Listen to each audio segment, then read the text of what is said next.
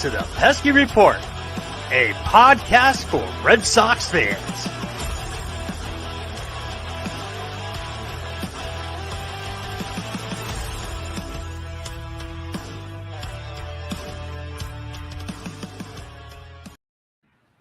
What's going on, everybody? Welcome to episode number 165 of the Pesky Report, presented by Belly Up Sports Media. My name is Brandon Brewer. Joining me tonight, I've got Doink and Ed on the line. What is going on, guys? How are we tonight? Pretty great. Pretty great, yeah. We just swept an AL East team. Doink, would you say you're Phamtastic? Oh, absolutely. I've been very high on Phams. I think Doink and I have instantly became the biggest Tommy Pham fans of the entire group because that's all we seem to want to talk about. I don't know. I think I'm the only one who's joined his OnlyFam account. I'm the only one that's signed up for that. So, you guys need to get on that. Well, with all the wood that he's slinging around at Fenway Park, I'm sure that's some wonderful content. There you go. Oh, I love that dude's been great. That is the trade deadline acquisition that we've acquired that has actually, made me pretty excited, and I hope that we can extend him, keep him on the team long term, and fill in that outfield spot for us for a while. Yeah, I think I want like. Oh, sorry. Oh no. I think I want like 2 more weeks of this, and then I'm like on board. 3 years, Tommy Pham in left field. Let's go. I'm liking all the trade guys so far, honestly. I mean, Hosmer had that big double tonight. It's really nice having a big league first baseman. Like I had forgotten what it was like not closing my eyes every time there was a throw to first. And McGuire, I mean, it's nice having a character from a movie sneak into the real world, because he really just reminds me so much of Rube Baker from the kind of crappy second Major League movie. That's not a knock on him. They're just like the same person. That's actually a pretty good comparison. I see that. Yeah, I can see that. All these guys have been pretty serviceable. I'm not hating on any of them. I like them. Like you said, it's nice having a big league first baseman. I believe it was Xander that skipped a ball over there, and in my head, I was already trained to think like, "Uh-oh, here comes a 2-run error coming up." But then he just picked it off the ground like it was no problem and out. I was like, "Wait, did I see that right?" Yeah. So far, no complaints with the glove. Like I remember, it was really funny. I remember that first play he made at first, like last week, when he like jumped off the bag but landed back down on it. And I was like, when they were reviewing that call, I was like, oh my God, if he came off this bag and missed this, like this is just going to be a disaster. And it's going to just be hell at first base all over again. But he actually played it perfectly, and he's been playing it so well ever since. It's crazy. It's amazing the difference between a Gold Glove first baseman and what we've Bobby seen Dahlbeck this season. I mean, it's not even just him making Gold Glove plays. It's just like routine first baseman plays. Yeah, it's like that's is great. Oh. It's like that SpongeBob SquarePants episode where, like, every time Squidward comes out, they boo him, and SpongeBob does like anything, and he gets like this huge applause. He like puts his hand out. Right now. Yeah, exactly. That's Eric Hosmer. I know. He hit a double today, and I was like, I would die for this man. The double that he hit today was huge too. Yeah, I feel bad for all the mean things I've said about Hosmer in the past too, and it isn't anything that he did.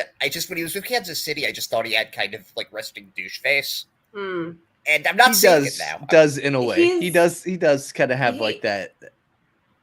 He's built like a college bully, like a rare breed college bully. Like there's not a lot of bullies in college, and he's kind of built like one of them.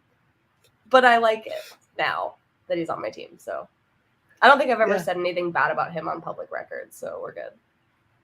I don't think it's funny that you mentioned that, because I think Caleb Ord looks a lot like a bully from the Karate, like the bully from the Karate Kid. High school, like elementary school bully. Maybe that's what this team needs. We just need to stock it full of just bullies. And then from every grade, like K through 12. I'm down. Let's get this going. All the bullies on the Red Sox. There we go.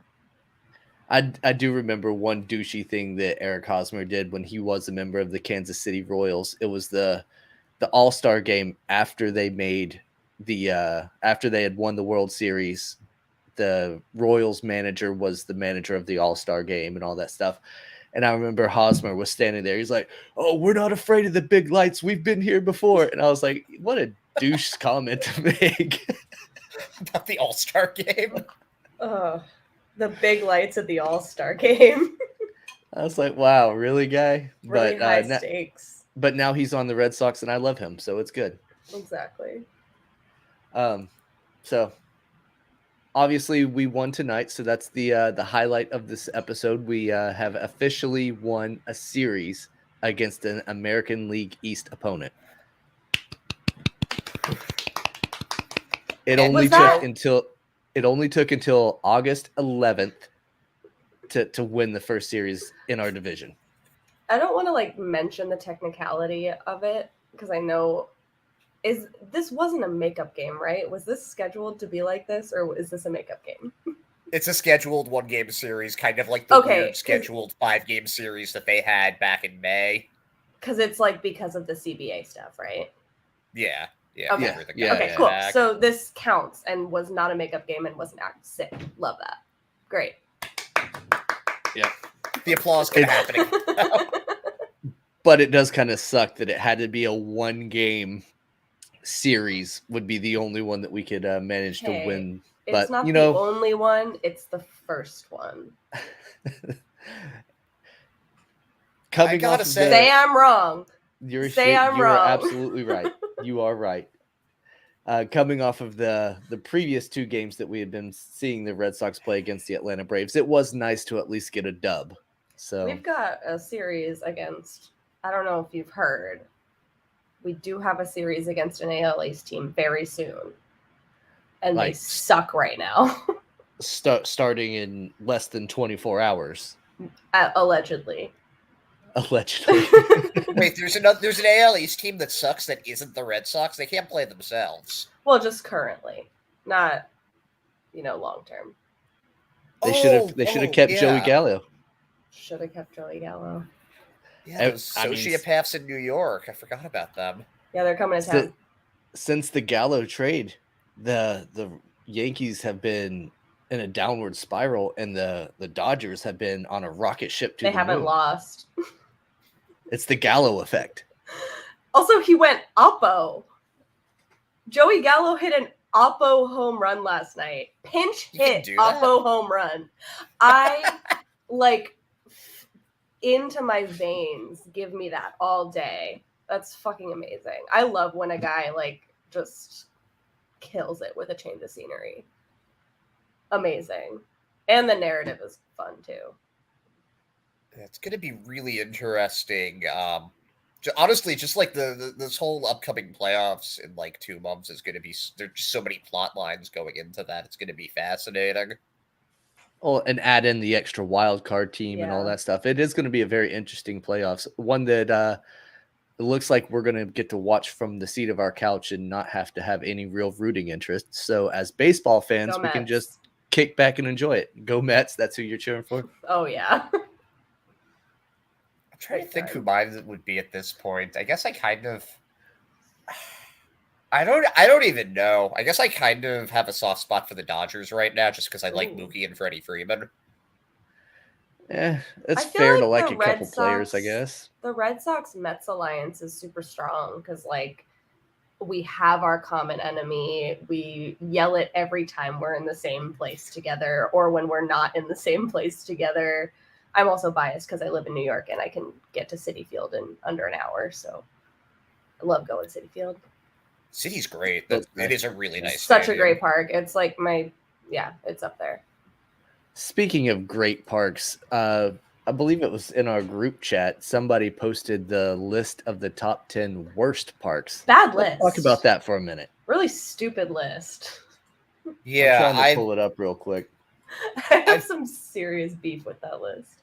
Yeah, I mean, I'm also of the unpopular opinion, at least certainly around here, that Fenway's kind of sucks as a stadium. So I was a little confused not seeing Fenway on it, but seeing like Nationals Park there, which is nothing wrong with that Gorgeous. stadium. Yeah.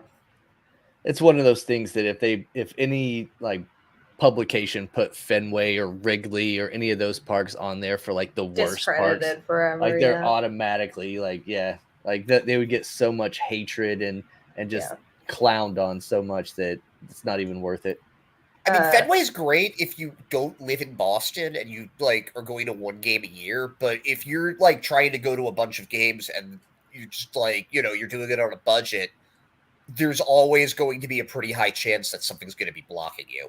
And that's kind of like you know, the stadium was built in 1912. I get that, but yeah, I think Fenway Fenway like survives on vibes. Like the vibes are what carries Fenway. We all know it's literally falling apart. they sell pieces of the walls. Like that park is fully deteriorating, but we love it. All right, so on the list, number one on the list was Tropicana Field, which is where the Rays play. No surprise to a lot of people that stadium does kind of get a lot of beef from a lot of people. And then second on the list is another one that a lot of people talk bad about all the time, and that's the Coliseum, the old Oakland Coliseum, now the Ring Central Coliseum where the A's play.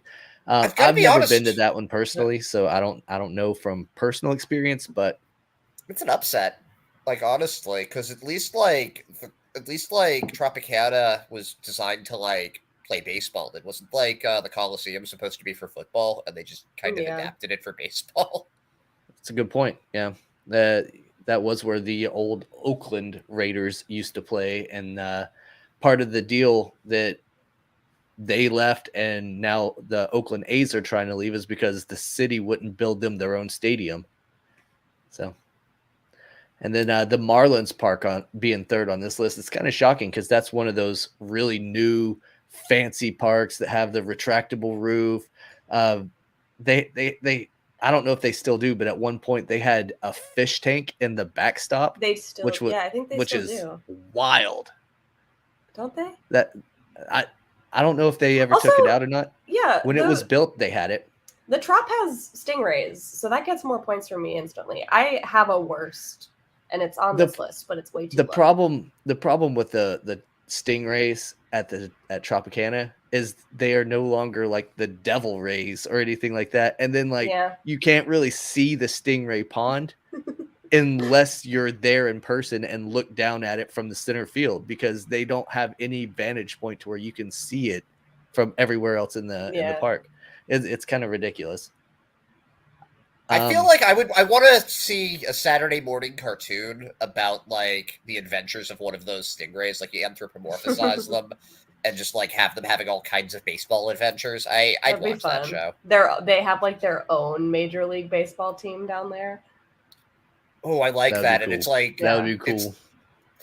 But like, okay, wait, we can't give away these free ideas. These are free ideas that we can just. People are gonna make this show, and then. So I'm just picturing like the intro is a pitcher, just a anonymous pitcher throwing a ball in. It's cranked a home run to deep center field. The ball splashes down in the stingray pool. And then that cuts to like the underwater, like SpongeBob-esque of the stingrays playing. I'm appreciating the SpongeBob theme today. Exactly. And then there'll be a spinoff with the Tigers where it's just a team full of tigers. Let's and go. Tigers in Detroit. That actually would just end really. I feel like people would die there, so maybe let's not go with that. Fourth on the list, we have the Rogers Center where the Blue Jays play. Don't understand. I like that stadium. I'm so excited to go there one day. It's like third on my list of places of stadiums I need to go to. I was walking distance from that when when I worked for Amazon. They would send me up to Toronto sometimes, and I was walking distance from Rogers, and it was great. I love that stadium. I want to stay in the hotel room with like the view of the park so bad. That's all I want to do. Yeah, I don't agree with Roger Sitter being on this list at all, and especially being top 5. That's a little bit ridiculous. Number 5 on the list is Guaranteed Rate Field, where the Chicago White Sox play, and I can attest this one is an absolute dumpster of a stadium. So that's my number 1. That's your number 1. I can see why. I hate it so much. The thing that I think that like ticks everybody off about that stadium is just the direction that it was built in, because the way that park is built, the skyline is just directly behind home plate where you can't see it because there's no seats in the outfield that have that vantage point, and it's just facing like Indiana. It's so ridiculous. You could have had a park with the Chicago skyline in the background of it, and then on top of that, it's a horrible facility. Yeah, it's terrible. I remember.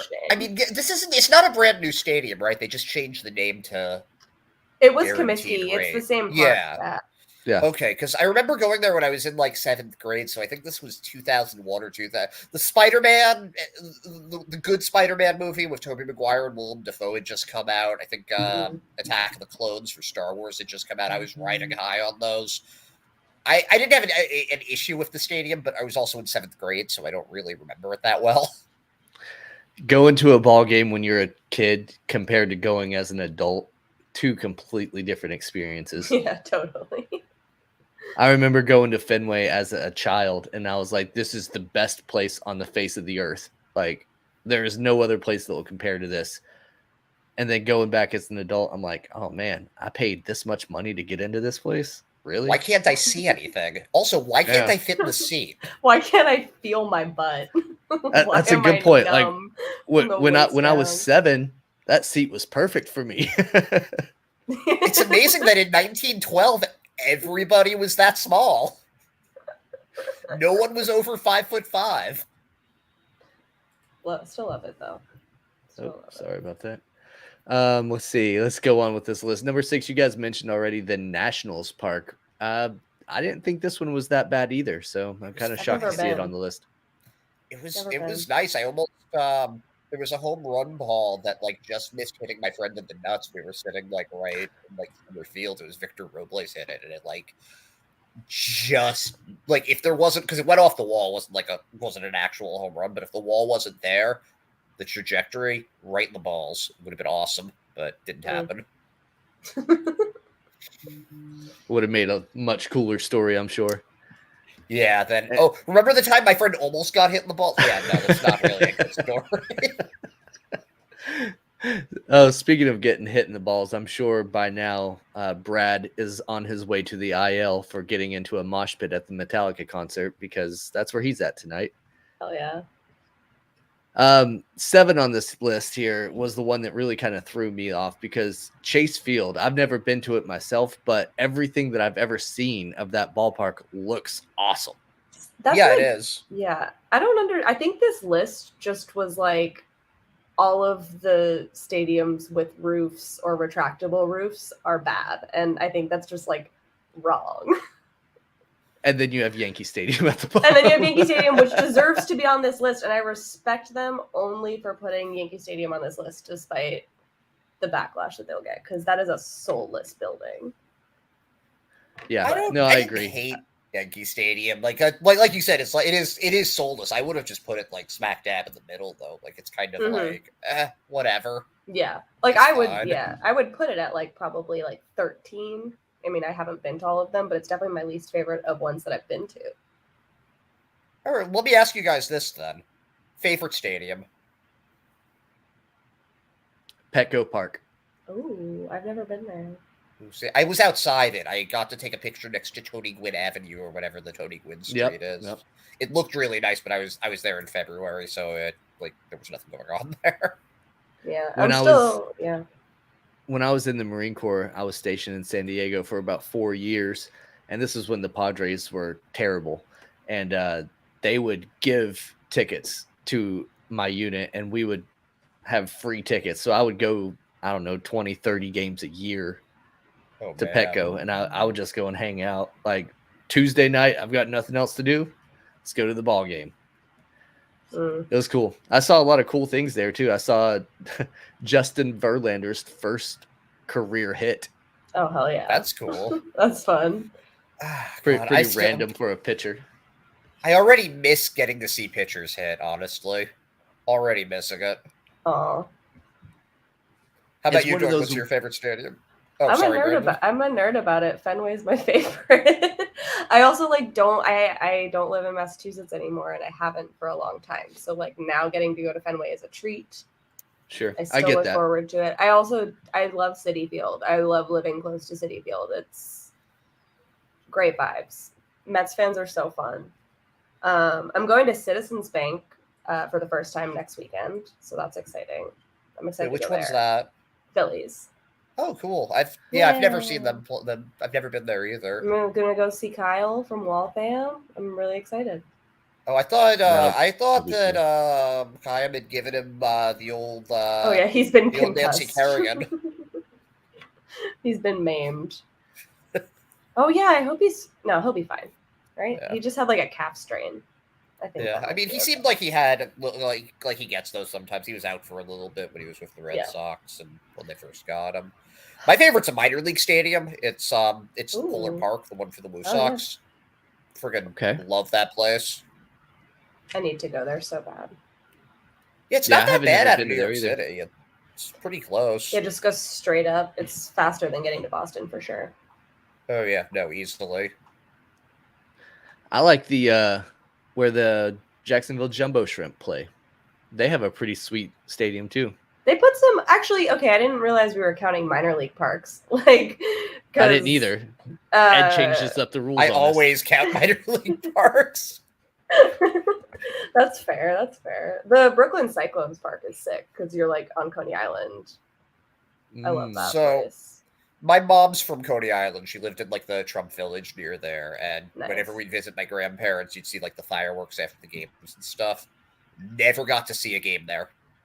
Because they opened 2 years before my grandmother passed away, and we figured, oh well, it'll always be here, so we'll go. Yeah. Never happened. Oh, it's very. But it looks great. It looks like a really nice stadium. Roller coasters and yeah. I've still never been on that. I'm afraid of the fact that the Cyclones made out of wood, that. Yeah, wooden roller coasters are less than ideal. But that park is fun. They do a really fun all-you-can-drink nights. That's cool. What's with Coney Island and just total gluttony? Between that and the hot dog eating contest, it's a place of magic. I did see the other day they had an Elaine from Seinfeld dance off or something like that there, where everyone was doing the Elaine dance. Love that. Here you go, Doink. This one's just for you. I'm going to pull up a picture so that you can see. This is a picture of the last time I got to go to Citi Field. Oh, hell yeah. 2 home run balls? How did that happen?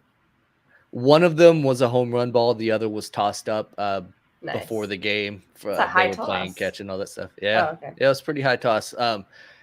Again, it was when I was in the Marine Corps. We were there for Fleet Week, and nice. We were in Who hit the home run? And all that stuff. I believe it was Zimmerman from the Nationals. Ooh, Ryan Zimmerman? Nice. Ryan Zimmerman. That's fun. I love recently retired. Yeah. Fairly recently, anyway. Yeah, Nationals hero. Citi Field was a lot of fun. I got very, very drunk there. As one does. For free. The people of New York love Fleet Week. They love Fleet Week. And I loved being there. I feel like an idiot asking this, but what is Fleet Week? It is essentially a week where all the ships and all that stuff will come into the harbor there in New York City, and it'll be like a military pride week because all the Navy and the Marine Corps are all walking around in their uniforms and all that stuff, and they have a lot of military specific events. Like we did a little motivational run from the ships to Ground Zero, and it ended up being like a parade because people were just standing on the sidewalk cheering us on and stuff. It was really bizarre.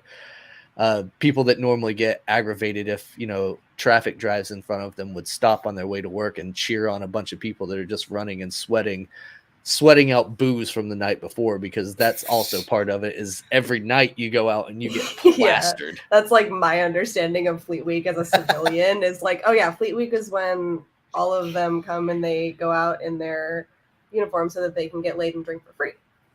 Basically. It's great. There was one bar that we went to. There was this old man there that he put $1,000 on a tab, and he's like, "This is for the military guys to drink tonight, and I'm going to be pissed off at them if they leave anything left open." So we stayed there all night until we drank $1,000 worth at that bar. There was only like 5 of us, so we were pretty. You're just like, give me the most expensive shit you have. I feel like that's like just a passive aggressive way to try to kill you via alcohol poisoning. He's like, and they can only have Bud Lights. Oh no. Yeah, we definitely didn't have Bud Lights that night. It was like old scotches and whiskeys and stuff like that. Yeah. That was like, we were like, oh, let's try this Johnny Walker and like all the whiskeys that we were always too poor to afford ourselves. You're like, how much is a bottle of Moet? Yeah. I'll take some Lagavulin, please. Oh, baseball. Oh yeah, we do have a baseball team to talk about, don't we? Well, we talked about the fun part. Is the problem. I do have one other thing that I want to say for the game tonight, and I think that this might be a controversial take. John Schreiber's moving ahead of Garrett Whitlock on the trust-o-meter. Ooh. Whoa. That is like, we need like a breaking news, siren and graphic. Wow. John Schreiber moving up, huh? Yeah, he was number 1 for a while, and then Whitlock came back into town, and I was like, oh, I'm going to ease Whitlock back into this, and then it was like, no, Whitlock's number 1. But the longer Whitlock's gone in his role, the more frustrated I've gotten with the fact that he requires so much winding up before you can use him. Not like literally, but like, it's just how useful. Right. How useful is a guy in your pen that you have to handle with kid gloves like that, where you can't pitch him back-to-back days. You can't really use him for like a 1-inning big situation. If you're doing it, you're like planning your whole night around it. So I don't, and like, it's also not a guaranteed win, because as we saw the other night when he gave up that, I mean, we've seen him give up a few game tying hits now. There was the walk-off the other day, and it's not that he's a bad pitcher or anything like that at all. I just don't think that it's, I don't think that it's a role that I really like for a relief pitcher during the regular season. I think in the playoffs that's fine, but it's too much of a grind. Like, you can't just have to, because it ends up affecting the rest of your pitchers. Like, you have to use, Houck for 2 innings then, or you have to use Schreiber for 2 innings, and you can't. There's just no balance. So I'm officially moving Schreiber up now just because of his reliability for being available. That's a good point. Good point. I like the take on it, and it may be controversial to some, but I think your logic behind it is sound, and I think it makes a lot of sense. I don't like how they have to handle Whitlock with kid gloves. It sucks. If he pitches 2 innings, you're not going to see him for 2 or 3 more nights, and that's a terrible way to be. Yeah, that really sucks to like have to admit out loud, but like we all know it, and it sucks. And it's like, how do you go? It's just, how do you go from like what we've fucking done to this kid all year, just like being tossed around rotation, bullpen. But it's like, and he's gonna stretch out to be in the rotation next year and like take on this inning load. Okay. Yeah, I mean, if you're going to have a guy that can only go every 2-3 days, you might as well try him out as a starter going into a season instead of this whole yo-yoing back and forth. because they're basically treating him like a starter in the bullpen. Yeah, that's a good way of putting it. That's a very good way of putting it. And again, if it's October, you can do that because it's kind of like the gloves are off. Yeah, you went 3 innings today. You're going another inning today. It's fine. You'll have a lot of rest after this. But it's like August, and it's half the team's hurt. They need to be able to depend on this guy, and they just can't. It's like you're ending up seeing like the other day. Who was it that pitched the 10th? That was Caleb Ward, right? Mm-hmm. Yeah, Caleb Ward shouldn't be pitching the 10th inning in the majors, maybe in AAA, but yeah, we really have a lot more than I would like to. I've seen enough AAA to know when he's on, he's got good stuff. But he's got 2 pitches, and he doesn't have a lot of experience there. There's a reason he's 30 years old, and this is the first like real shot he's getting. It's not his time to be getting these leverage innings, and they don't really have any. I mean, options. Are you going to trust Brazier? Are you going to trust? I mean, Barnes looked good today, with apologies to Ryan Brady, but he looked fine today. But are you going to trust him there? No. He looked good today, but he also had a tying run 90 feet away, so he looked good by Barnes' standards. To be fair, with a competent catcher that had a throwing arm better than me, he would have got. I mean, Mateo looked like he was out by a mile there. Like that throw was so close, but also unfortunately, none of our catchers can make that throw. So, too bad we didn't convert Jackie Bradley Jr. into a catcher. That would have been. That dude has a cannon. I'm sure he could call a game. Definitely. I think he could use pitch comm and then just have like somebody relay from the dugout the pitch to him, and then he'll relay it to the pitcher. There you go. Right? That works, right? Clone Jackie Bradley 9 times and just have him play every position. One of those Jackies will be in one of his good streaks. It'll be fine. 1 out of 9 will be hot at any given time. Or just let field the all Jackie team at Fenway, and you'll never lose a home game. I don't think he's gotten an at-bat yet. Who hasn't gotten an at-bat? Oh, I was just like looking to see if he has had an at-bat yet in Toronto. Not yet. One day. I get the feeling he's just going to be a defensive replacement there. Maybe they bring him in a blowout or something. But honestly, good for him. He'll get an at-bat. In contention. Exactly. He'll start the next 3 games that the Toronto Blue Jays play at Fenway. I hope and they he'll start him. Absolutely I really do. Well, they'll be like, they'll put him in right field. They'll be like, you know how to play right field.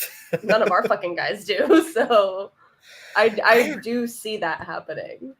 I feel like every time the Red Sox play the Blue Jays, there are like at least 5 web gems in the outfield for the series, most of which are George Springer. But like, George Springer loves beating the Red Sox. It's his favorite thing. I think so. I think you're right. He doesn't care about breaking any of his ribs. Speaking of breaking bones and pitchers that are injured, let's talk a little bit about our pitcher that recently broke the rest of his body in a bicycle accident. That was this week, huh? That was. It seems like it was so long ago now, but yes, we just found out that Chris Sale cannot ride a bicycle. Downhill. He might be able to ride uphill. Can't ride downhill though. I just imagine that Peloton ad. For a debate. Not the Peloton ad, sorry. Like the one where the guy goes flying out the window. It's an insurance ad where he's like on a Peloton going in the stationary bike, Yeah, that's what I assume that's what happened. The thing that I find weird about the whole thing is just like the shaming of Chris Sale for having the audacity for riding his bike to get like a turkey wrap. Like, you're more likely to get into a car accident. Are you going to be saying that, like, if he drove his car to get one and broke his wrist in a car accident? Like, people like don't understand that he was clear. Like, why would he do something that he wasn't cleared to do? Like, nobody hates his fate of injury more than Chris Sale does. I don't think he's like trying to go put himself in dangerous situations. Like, if he's cleared to pitch, he's cleared to ride a bike. Like, that's fine. And like Ed said, you can get hurt doing a million other things, but whenever an athlete is rehabbing and trying to come back, one of the things that they're going to have to do anyway is cardio. That's, part of being a professional athlete is doing cardio. Riding a bicycle is a very good form of doing cardio. So for these people that are upset that he was riding a bike and got in an accident and all this stuff, like, do you not understand how exercise works? Like, yeah, he was going to get a sub, he was going to get lunch or whatever, but like he was also doing it in a way to where he wasn't just getting in a car and driving and being lazy about it. He's like, okay, let me burn some calories while I'm on my way to get my lunch. Exactly. Like, he was doing his rehab, if anything. So, like, he was being proactive. So I don't understand the whining about that. But that's like, I always forget when the Red Sox are doing well, how insufferable the fan base can be when they're having a bad season. And my memory is short. So it's like, I always tell myself, like, oh yeah, this is why I have negative feelings associated with these guys. Like last year, it's like, no, this is great. Yeah, last year everybody was having fun, all hunky-dory, it was all good. And then this year it's like, oh yeah, the 2020 fans are back. They were waiting. I wasn't on Twitter for ready. 2020. Were you guys on Twitter for 2020? Were you guys on I wasn't on Twitter? I wasn't on Red Sox Twitter in 2020. I'm barely on Twitter now. So. I'm glad I wasn't on Red Sox Twitter in 2020 because I was barely on the Red Sox in general. I really didn't watch much of that season, to be honest. You didn't Lucky miss you. Much. I couldn't. No, I'm not anywhere near as active on Twitter as either one of you are. My Twitter presence is essentially talking to you guys in the group chat. So that's the best thing that Twitter's for. That's a very viable use for it. For me, there's the occasional like ego boost I get when somebody I've heard of follows me, but for the most part, it's just feeding this like horrible addiction that I have to see my likes go up. It's terrible. It's the the serotonin or whatever it is. It's like, yeah, I'm proving I exist to the world. Yeah. Hear me. For me, like when I actually make a post on Twitter and I see 1 or 2 likes on it, I'm like, what's wrong with my phone? What's this red thing lighting up? Because I never see that button lit up. So it's like, what is this? Oh, Ed liked my tweet. Okay, cool. All I want is for Hogdale to become like a Twitter celebrity. I think I would make everything I've done on Twitter. If I can turn Hogdale into a celebrity, it'll all be worth it. So that's what I've got to figure out. How do we make Hogdale the next big thing? Beautiful. Yeah, that's a good point. We should try to brainstorm that and really figure out how to make @Hogdale_ the trending topic. We'll be working tirelessly on this. God, is it November yet? No kidding, man. Yeah, I was watching preseason football right before we got on here and all this stuff, and I'm like, all right, it's getting closer to football season, which means we can almost put this 2022 season to bed for good, and it'll be a glorious time when that can happen, and we can look forward to 2023, because as Ed and I have talked about on our Sunday show, the future's pretty bright for these Red Sox. Oh, yeah. Oh, yeah. Did you guys hear the big move that just happened with that, actually? Marcelo Mayer and Blaze Jordan just got brought up to Greenville. Whoa. Ooh, that's fun. And Jordan, in the first game, his first 2 at-bats, he homered. And they weren't just like dinky little homers. They were like absolute nuclear bombs. And those numbers are going to go up because Salem is like a cavern. Like, nobody hits home runs there.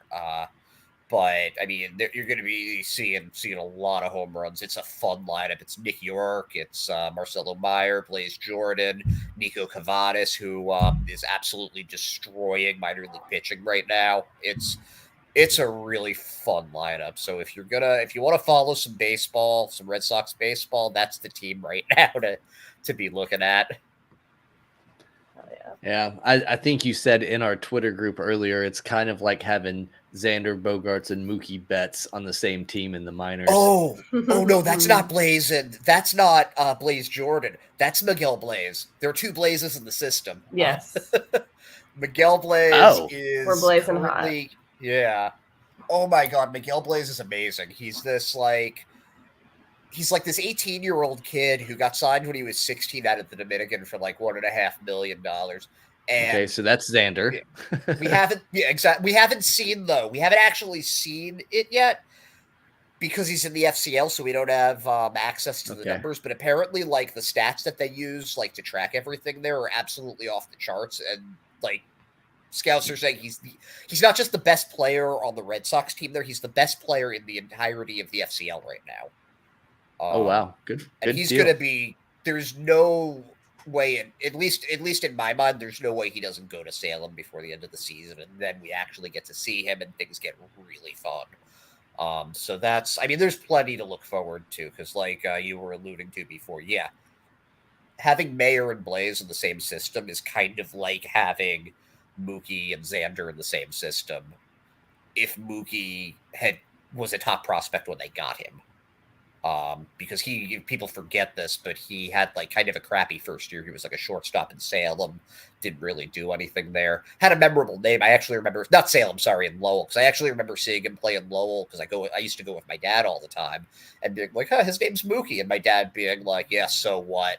And now he's Mookie Betts, but God, I miss Lowell being a team. Yeah. It's like he knew his nickname was much more catchy than if he would have went by Marcus. Yeah, Marcus Betts. I mean, Marcus Betts doesn't sound bad either. Betts is a cool name. Betts is a cool last name, yeah. And the fact that his initials are MLB is pretty sick for a baseball player. Oh, 100%. But the best baseball name I ever heard, and this guy didn't last long, but there was a player who was with Lowell for like 2 years, and his name was Seth Schwindenhammer. Which is like the most perfect name for a home run hitter, right? Schwindenhammer. That is a pretty good, especially if he was Swedish. Yeah, it's pretty great. It could have been Maxwell Silverhammer, like the Beatles song. Oh, I like that song. I like the Beatles. So I could have, if I were alive then, I swear I could have been on that recording because the guy who hit the hammer hit the anvil with the hammer. That's all he had to do. I could have been that guy on the Beatles album. Number one. I wonder what how do you tell that to like your family after? Like, yeah, I was on that album. Oh, well, what'd you do? I hit the anvil with a hammer. No, my wife and I were watching the Beatles documentary on Disney Plus. Free plug for that, I guess. But it had that guy, and they were just like, hey, you, come over here. Hit this hammer on the anvil. And he's just like, clank, clank. No, yeah, that's perfect. What's your favorite Beatles song? Oof. My favorite popular Beatles song is probably Yesterday. My favorite, I guess, not so well-known song is probably Lucy in the Sky.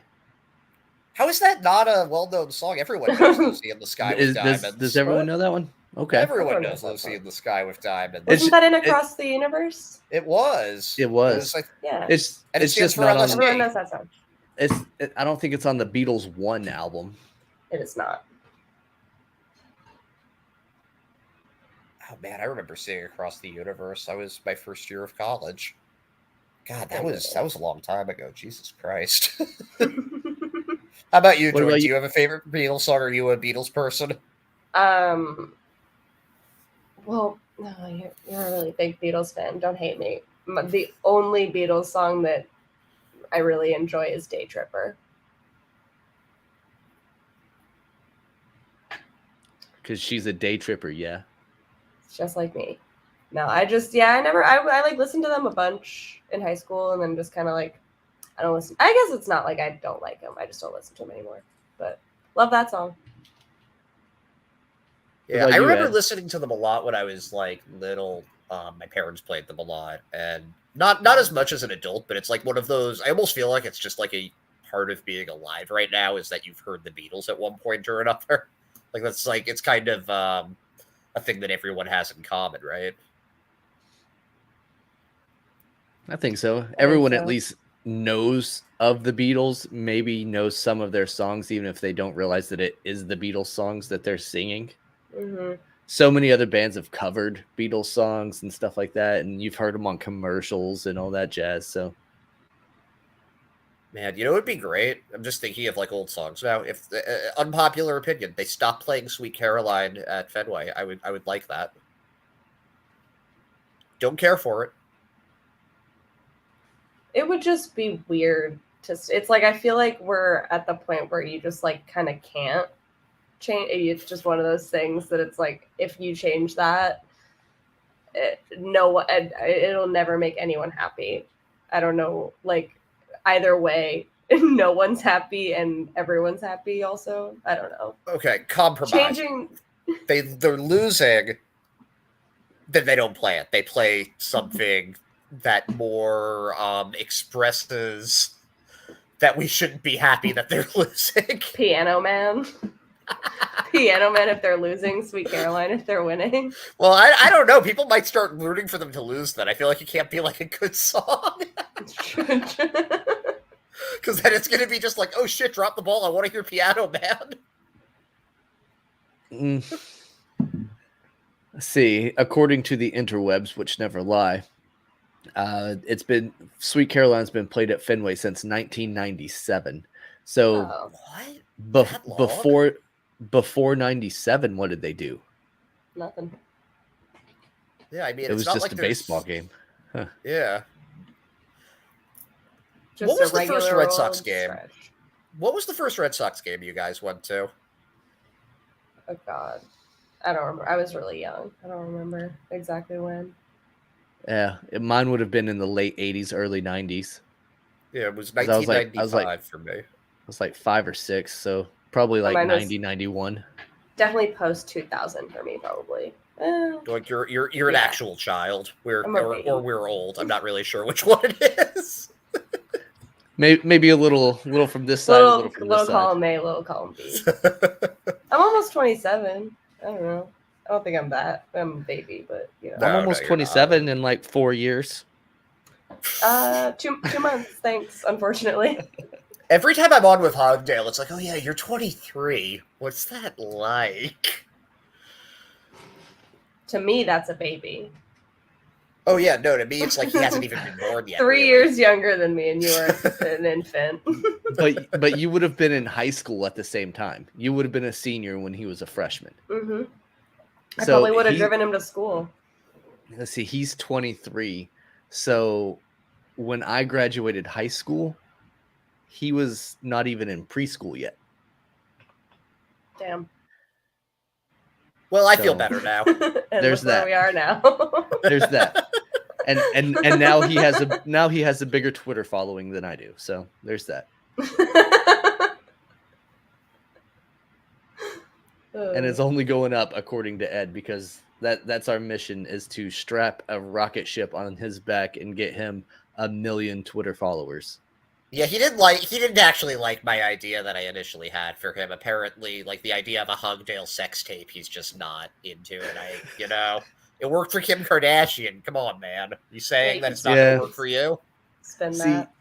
I think that's part of the problem with our society, is like it does work for females, but look at Screech. He released a sex tape, and it was like, Screech. But it wasn't even him in the sex tape. It wasn't even Screech. It was like a stand-in. So, like, who cares? Also, it's Screech. I don't want to watch Screech fuck. No one wants to see that. I want to watch Hogdale fuck.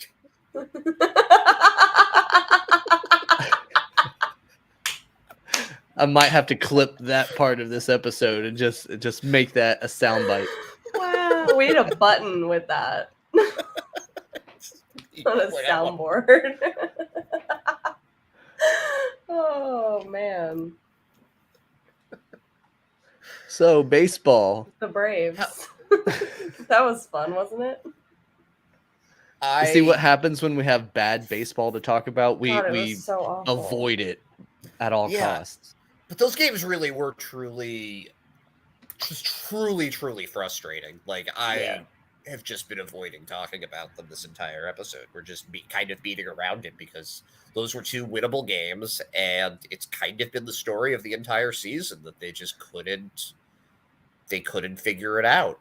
And at some point, and this is kind of what my thought was, that last year the team had a really uncanny ability to kind of fight through these like tough spots, and even when like, you know, it was like bases loaded, no outs, they figure out a way to win it, or at least not lose it. This team just keeps finding kind of creative ways to blow plays, and like we even saw that today with that weird Josh Winkowski giving up the tying run because he hesitated to throw like a routine grounder. It's every time the ball gets hit to Jaron Duran, I assume he doesn't know where it is. I've never seen a team like this. And it's not a good product because also they had that really good June, so they kind of tease you into thinking, oh, maybe they're still in it. Oh, we got Tommy Pham, he's doing well. We got Eric Hosmer, he's doing well. Maybe we'll sneak away in. All you need is one good stretch, you know, and they're right back in it. So it's like, you know, you can't even just watch it and like not be invested. It's just not. It's very painful to watch in a lot of ways. Yeah, I agree. The Brave series was very frustrating, but I've got a good buddy that's an Atlanta Braves fan, and he and I were texting back and forth during the game on, I guess it was Tuesday night when it was tied 5-5, and I was like, well, you guys are going to end up winning this game. He's like, you're throwing in the towel in a tied game, and I told him, I've seen enough of this season to know how this is going to go. Okay. Yeah. A tie game is a 5-run deficit for this team. Like, if we're not up by 12 in the second inning, chances are we're blowing it at some point. Of course, the team would have to hit. Yeah.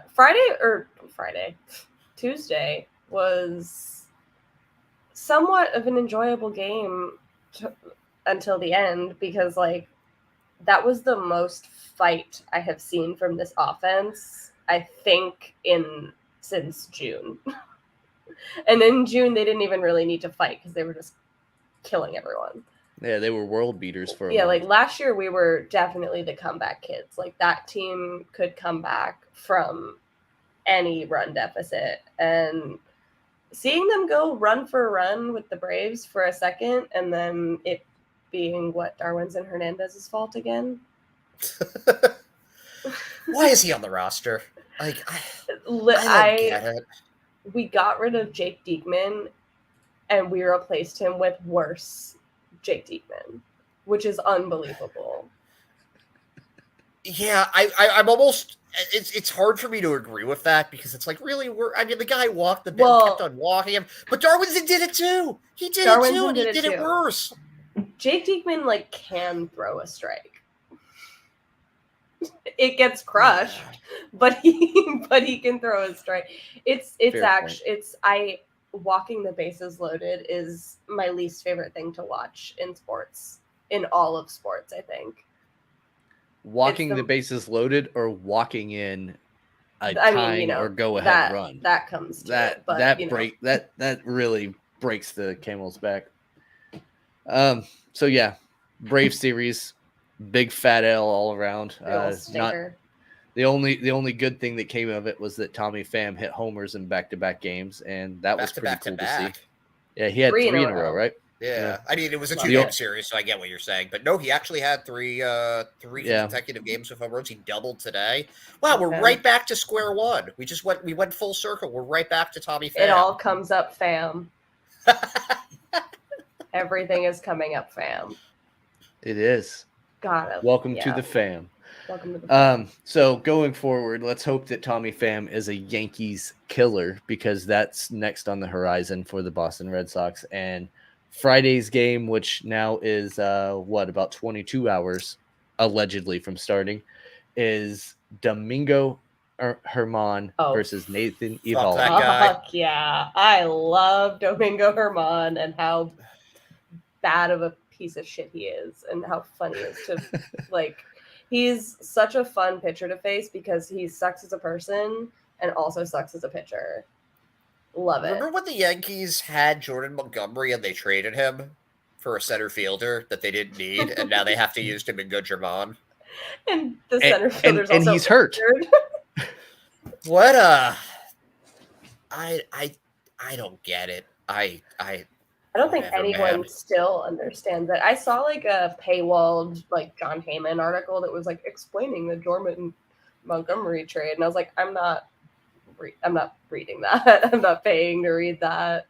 Sorry. I'm pretty sure what it was Cashman saw the Astros making moves, the Blue Jays making moves, and he's like, we got to do something. Oh, shit. We got to do something. Fuck. Call the Cardinals, see what they want. Make a move just to make it, because it was one of those deadline, like right at 6 o'clock, right at the deadline, and then it's like, oh wait, we got a trade coming in. The Yankees and the Cardinals made a deal. It's like, what? I was so sure Rich Hill was going to the Cardinals, and I totally understand why they would go with Jordan Montgomery over Rich Hill. Really good scouting, guys. See, now, job. Rich Hill for Harrison Bader would have made sense, in my opinion, because you would have had a couple years of control of Harrison Bader, plug in the outfield hole that you would have for a 42-year-old pitcher who probably should retire soon. I mean, I don't know why the Cardinals would do that. I feel like the Red Sox would have to have thrown in a couple of prospects or something. Heim would have to ultimately fleece them in that Jarren Duran and Rich Hill for Harrison I'm okay Bader. With that. That would have been great. That would have been cool. Damn it. I'm sorry, Doink, is that a moose head behind you? I just noticed this. Oh, it's a deer. It's just a deer. Did you kill that deer yourself? I did not kill it myself. With your bare hands? I bought it at a vintage store. It was very cheap. I wouldn't have known that if you hadn't told me. You could have been just like, yeah, trying to rob me, so I killed it. Can you edit that out? Yeah, I killed it myself. And I mounted it myself. And taxidermied it.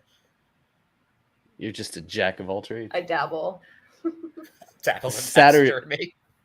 Saturday night, we have Cutter Crawford going for the Red Sox against Frankie Montas, who was acquired at that same trade deadline that we were just talking about from the A's. Let's go. I'm not scared. For such a good pitcher, he has a terrible record this season, 4-9. He's with the A's. Yeah. Yeah, I know. I know why it's like that, but it's just so bizarre. Yeah. Carabas has been making that point a bunch that, like, he doesn't pitch that well outside of the Coliseum with, like, all of that foul ground. And I think it's a really interesting point. I mean, he's not wrong. He's kind of gotten blown up a few times, too. Like, didn't he give up 6 runs in his Yankee debut or something? I don't know. I'm just not that intimidated by Frankie Montas. Not scared. Especially seeing, like, with, all this shit that's coming out with, like, obviously Joey Gallo leaving and, like, now IKF is, like, getting harassed. I feel like the vibes in the Yankees clubhouse are not good right now. Do you think the Yankees just kind of hate their fans right now? Because they're just being bullied. They're just they're literally, it's weird seeing professional athletes be bullied by their fans, but it's kind of what's happening. Your shortstop's dad is literally on Twitter cursing out your entire fan base. Like, how does that not totally screw the vibes of your whole season? Not your whole season, maybe, but like that's gonna screw the vibes for a while. Like, I'm sure they're not quiet about it. Like, how do you play for guys that are sending like messages to the players' parents being like, your son was shot and killed? Like, it's insane to say. Like, that's a real thing that happened. Like, that is a real thing that happened. That's insane. And it's just like a kid who like can't help the fact that he was traded to the Yankees to be their shortstop, and also grew up a diehard Yankees fan. Like, oh my God. Like, that's like coming to Boston and like being like somebody. I feel like the Boston version of this, though, would just be that they wait for you after the game and beat the shit out of you. I don't think that it would be like cyberbullying. Right. I think it would probably be a little scarier, but at the same time, a little more respectable. Right. But are we doing that? I don't think, at the last I've heard, I don't think we're beating the shit out of anybody. No, we're not, but it's the equivalent. I'm just saying, it's the Boston equivalent. Chelsea Barnes has all of her limbs. She is safe. She hasn't been punched on Jersey Street. Well, that's just because Brady doesn't live around here. It's a long drive. I'm joking, Brady. I know that you would never do that. And then finally, the Sunday game, we have Jameson Taillon against TBD. Nice. I love that guy. TBD's awesome against the Red Sox. Season. I didn't realize the Red Sox had traded for TBD. He's pitched so much against them. Like, it's awesome that they're finally bringing in their greatest enemy. Finally got the guy. Who the heck is it going to be though? Like who's lined up for that day? It should be Waka. It should be Waka. It just hasn't officially been announced. I'm very excited. And that Sunday game is Sunday Night Baseball, and Jared Carrabis is throwing out the first pitch that day. He is. Yeah, I heard it. He's throwing it after that porn lady he's like seeing now or something. Oh, your neighbor? Yeah, my neighbor. Right, no, she's not my neighbor. She said that she's my neighbor, but she isn't. I would have noticed her presence here by now. Her Twitter profile is a lie, and I'm very offended by it. Oh God! If you made it this far into the episode, you've earned something. I feel like we have to have directions to like a hidden pot of gold or something here. Yeah. Who do you think he's throwing it out to? I think it's Eck. I don't know why it wouldn't be Eck. I think it's Big Papi. Okay. Real talk. I think it's going to be his mom. What? Because Jared loves his mom. Wow. Who knows? It could be. I don't know. It's like someone he had to get permission for. So also, like, a lot of people think it's going to be Benny, which would be fucking hilarious. that would be hilarious. That would be that would just be his Twitter presence, like, turned into a physical action. That would be pretty hilarious. That's amazing. I now I'm thinking about it and I'm like, yeah, I hope it's Benny. That'd be sick. Maybe it'd be sick if it's like Aaron Judge. Aaron Judge announces he's going to the Red Sox next year. They hand him the check at home plate, like a big cartoon check. Can you just imagine Aaron Judge squatting down to catch the first pitch, and he's taller than Jared? Oh. I mean, yeah, no, that is true. I mean, he's like 12'6" or something, right? I thought it was 6'20". Fucking killing for fun was like the exact number on his on his baseball reference. Yeah, that's what it says on his birth certificate. He was born 6 feet tall. His poor mother. Poor Mrs. Judge. Okay. Yeah, if you made it to the end of this episode, you definitely are a Pesky Report super fan, and we thank you for everything. Do you guys have anything else that you want to add to this before we sign off for the night? John Schreiber is my one-game series MVP. Yeah, okay. My sweet son Schreiber, definitely the one-game MVP. And the one-game Cy Young Award, too. I'll give it to Hosmer. Nice. That's fair. That. For driving in that double at the end. Beautiful. And JD Martinez for, nearly having a heart attack trucking. Just trucking.